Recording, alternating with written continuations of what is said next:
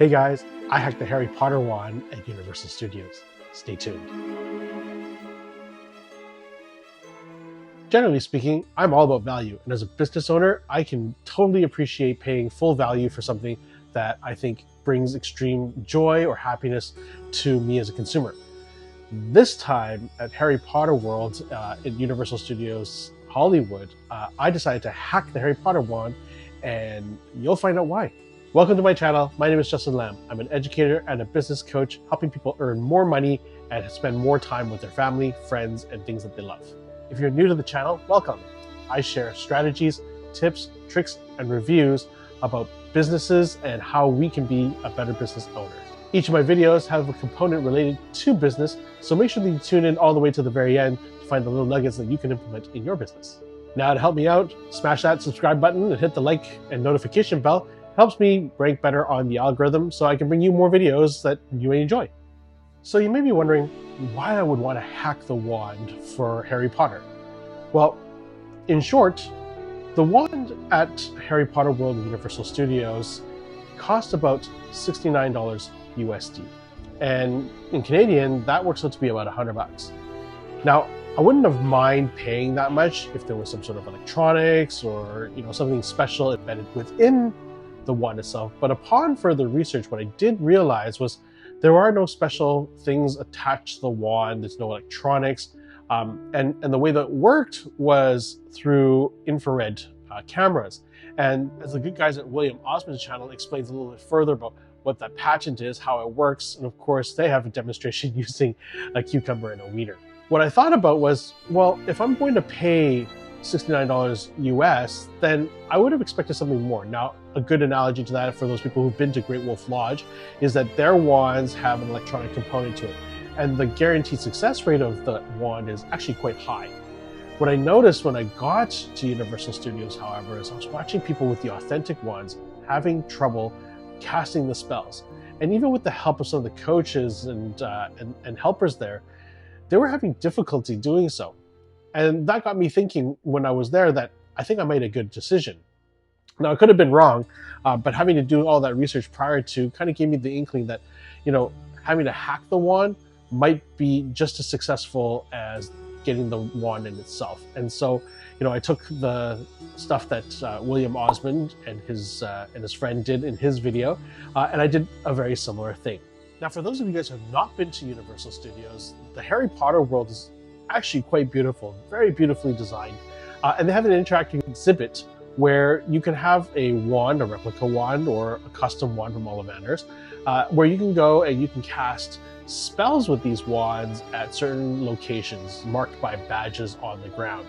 Now, the great part about that is when they do the command right, the activation goes on. A little bigger.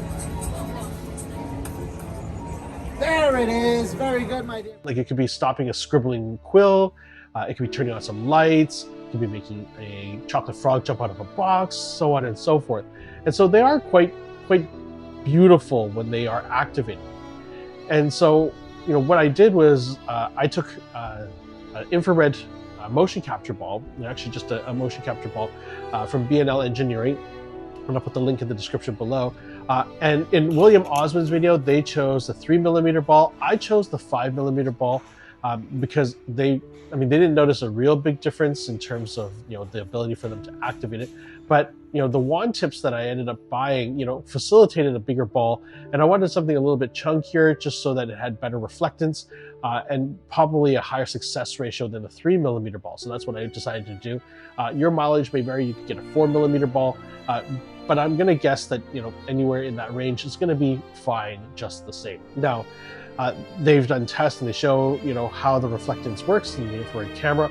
I don't have one here with me. I'm doing this on my phone, but essentially we put that onto the tip of our wand, and as the infrared camera lights that, it reflects that light back, and what it does is it'll read the motion that you have, and if it reads correctly, it will accept the command and of course perform the task at hand. Now, the little spheres that I bought comes in a pack of 10. You can't just buy one.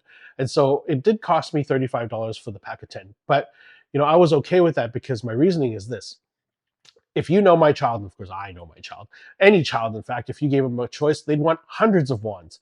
And my daughter is no exception. And so, I bought a bunch of different wands. This one happens to be Draco's wand, but I have Hermione's wand, Voldemort's wand, and a bunch of others.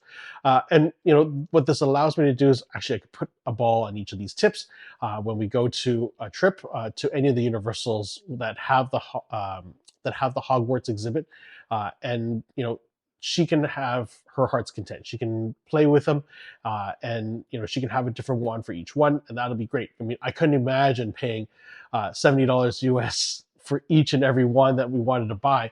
And so, for me, it was about economy. It's not like I was dead set on having a single one that I really wanted. And of course, having my daughter want a variety of different things, that was really a great opportunity for me to say, okay, you know what, I can buy the 10 balls. And if she scratched one that came off, I wouldn't really worry too much about it. You know, that being said, the ones that you buy at Universal, if it doesn't work, they'll replace it for you, which is great as well. Again, it could last you for a number of years, but again, it is $70 USD. So then you're probably asking, well, where do I get the wand, right? Well, the wand in itself, I got on Wish.com. Now, I liked Wish. I chose Wish above Alibaba because AliExpress has a very long delivery time. And of course, when we were planning and finally getting down to the nitty gritty, I needed something a little bit faster than what Ali could do. And, AliExpress, if you've got lots of time, you probably can get a better deal on there. But I got it on Wish.com. It's a website. You use it interactively with Facebook. But I picked up the wands there. Now, you have to be careful. Not all wands are created equal. And of course, I'm going to show you the one that I chose, the listing that I chose, because I think it's important that you understand some of them have different versions of the same wand. And one will be a low quality one and one will be a high quality one. So it's in your best interest to make sure you double check before you press that checkout button, because when that wand comes, you want a high quality one.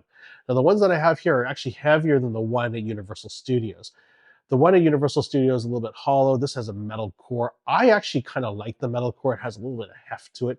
Feels good in the hands. And so, yeah, I think you'll enjoy these even as a collector. Now, if you collect wands, or if you are looking to collect wands, but you don't want to go and buy them at the Noble collection, these are pretty good alternatives.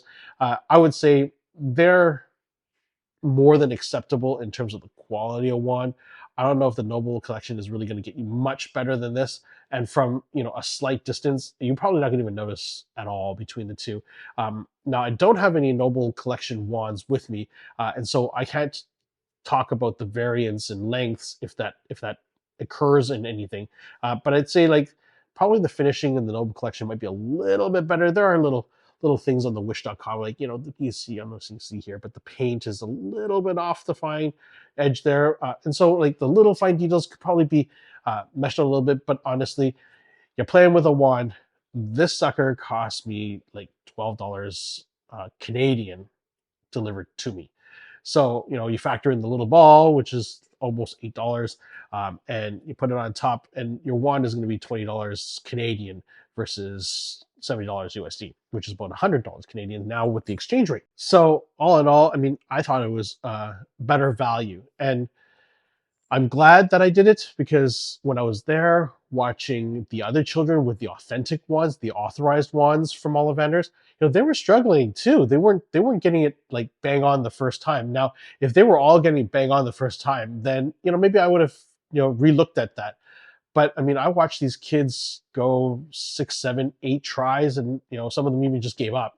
And so when it came to our turn, again, we would be 5, 6, 7, sometimes even 10 tries before we'd go. But I didn't feel out of place. Like, it didn't feel like I was holding on a lineup because everybody else was getting up clean on the first try.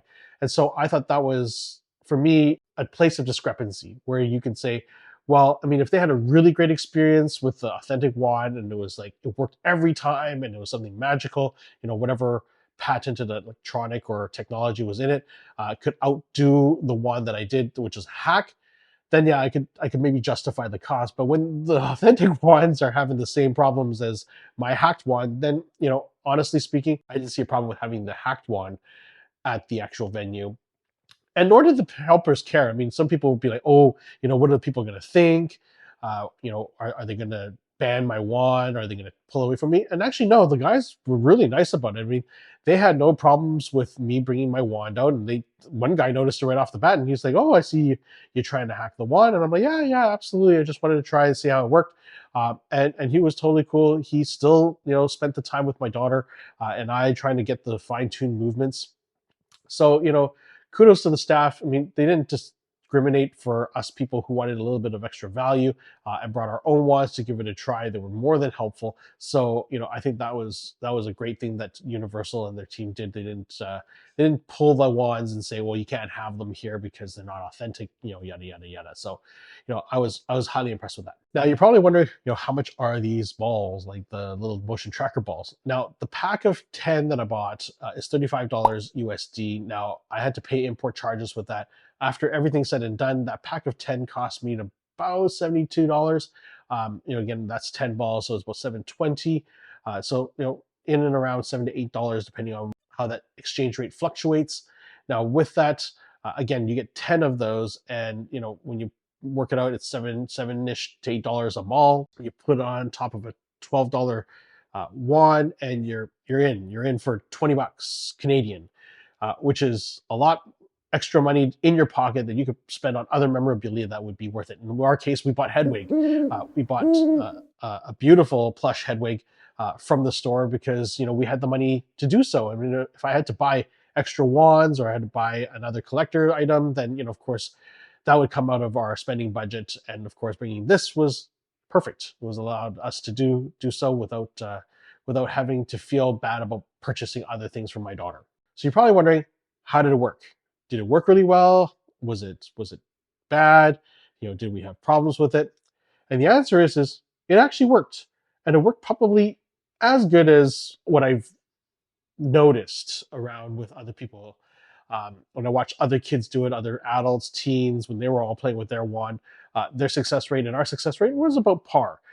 Some were easier than others, and even in the website and forum boards, they tell you that there's some gestures that are harder than others, which is cool, fine. But in my personal opinion, I would have preferred them to be a little bit easier activated, especially for small kids. They don't really have that sort of patience. So it would be great if over time they continue to evolve that technology to make something more consistently activatable for the children.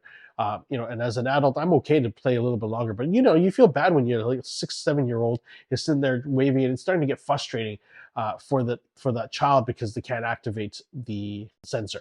So in conclusion, as a business, what can we do? What can we learn from this? I would say that we are able to definitely price our objects and products and services at the price that we believe that they have value with. And there are going to be people who challenge that. In this case, I challenged that particular piece of value. And I could have lost. This could have gone the other way, and I could have said, "Holy cow, the Ollivander wands were great and far far superior to what I brought."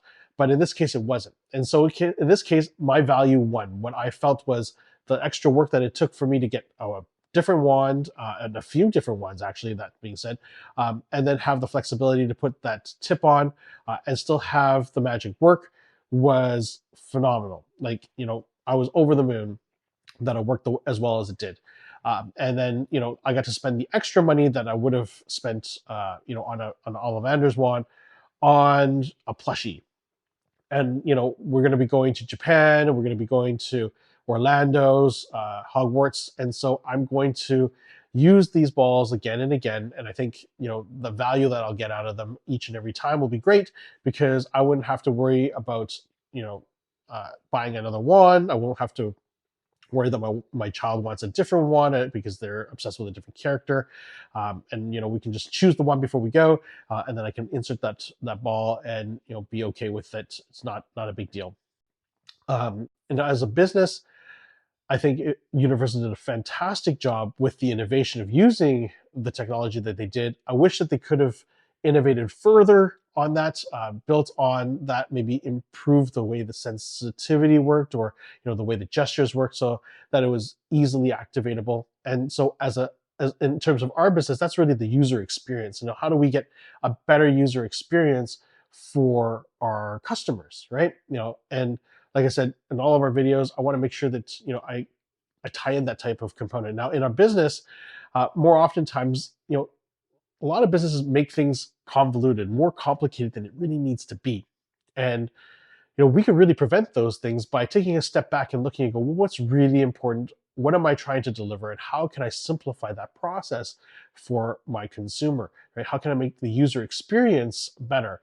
And if we're talking about apps or services, how can I make the user interface better, right? And, the user interface for this was actually quite difficult. Sometimes we had to get right up to the window and we didn't make those motions small. Now, if you ever been with a 7-year-old, those hand motions don't come small. They're quite big, and sometimes it's out of the field and out of the range, and of course, then it doesn't register. So I'm sure that there's room for improvement. How that works is totally in the hands of the technologists, technology experts at Universal Studios. But I'm hoping that over the course of the next few years, they can improve on that to make that experience more magical for the kids instead of a little bit more frustrating. Because my daughter was really frustrated. And I watched a couple of these little kids, they were frustrated that they couldn't activate it and they just gave up and they walked away. So we never want to have that for our customers. And I'm sure Universal doesn't want that to happen. So guys at Universal, if you're watching this, maybe work on something to make that experience a little bit more fun, more engaging for the children, make it activate a little bit better or easily so that they're not left frustrated. But that's it today. Thanks so much for tuning in. If you like this video, hit the subscribe button and the notification bell. It really helps the algorithm. And I'd love to put up more content, so comments are always welcome. What can I help improve? What can I review? And what would you like to see on this channel as it's new? And I'm kind of exploring different things. I'm going to kind of reach in all different directions. And as I improve on that, I'm hoping to refine that for you guys. And, thank you so much for taking the time to get all the way to the end of this video. It means so much to me. But otherwise, be conscious, deliver excellence. Have a great day.